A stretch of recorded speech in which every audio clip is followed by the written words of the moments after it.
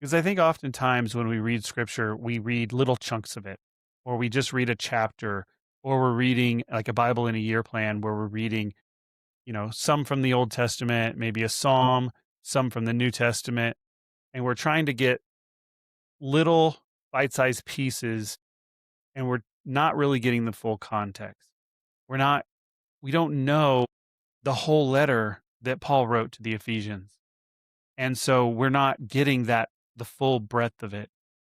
If if our church had received a letter from Paul, for example, then that letter would have been read in its entirety to the church, probably multiple times.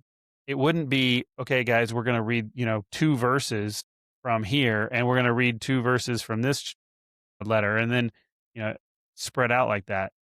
So I think this is going to be true to the author's intent.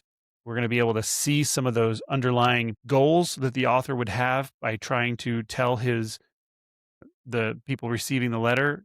That's going to come across much clearer because we're going to see the whole intent of the letter because we're going to be reading it in its entirety.